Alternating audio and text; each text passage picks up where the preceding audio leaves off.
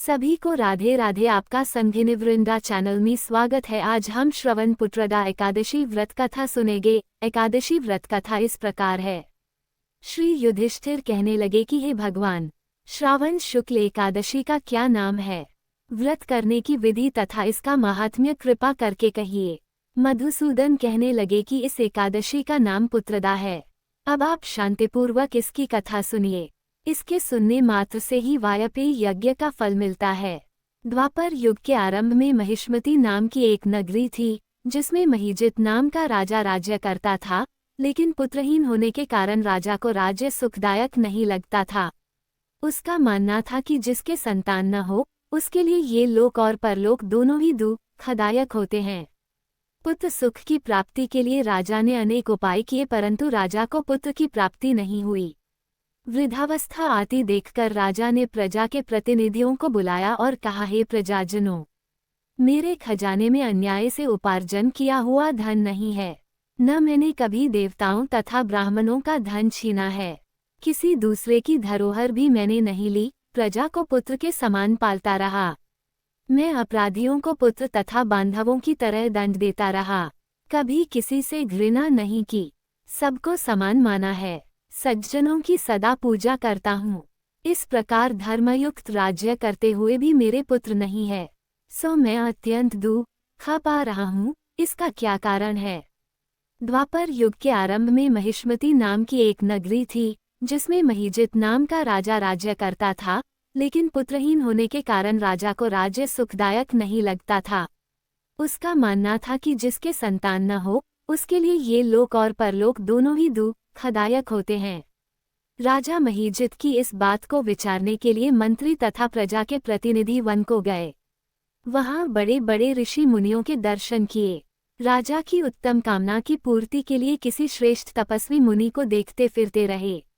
एक आश्रम में उन्होंने एक अत्यंत वयोवृद्ध धर्म के ज्ञाता, बड़े तपस्वी, परमात्मा में मन लगाए हुए निराहार, जितेंद्रिय, जितात्मा, जितक्रोध, सनातन धर्म के गूढ़ तत्वों को जानने वाले, समस्त शास्त्रों के ज्ञाता महात्मा लोमश मुनि को देखा, जिनका कल्प के व्यतीत होने पर एक रोम गिरता था।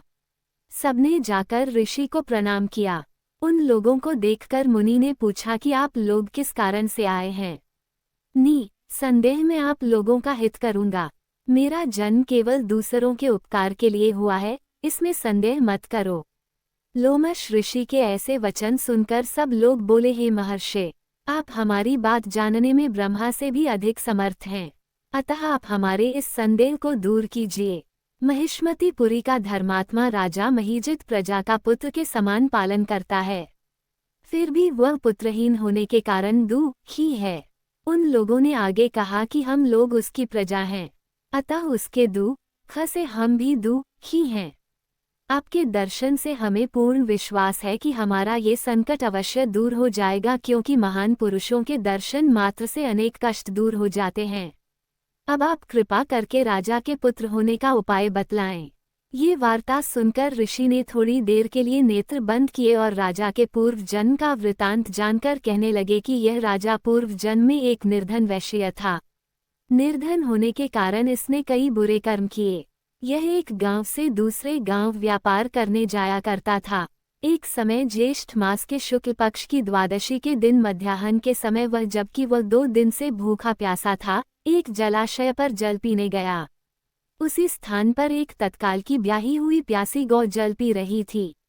राजा ने उस प्यासी गाय को जल पीते हुए हटा दिया और स्वयं जल पीने लगा, इसीलिए राजा को ये दुख सहना पड़ा।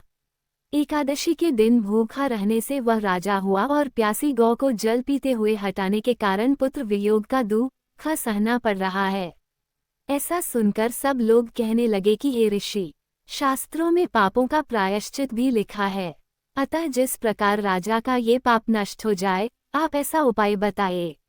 लोमश मुनि कहने लगे कि श्रावण शुक्ल पक्ष की एकादशी को, जिसे पुत्रदा एकादशी भी कहते हैं, तुम सब लोग व्रत करो और रात्रि को जागरण करो, तो इससे राजा का ये पूर्व जन्म का पाप अवश्य नष्ट हो जाएगा, साथ ही राजा को पुत्र की अवश्य प्राप्ति होगी।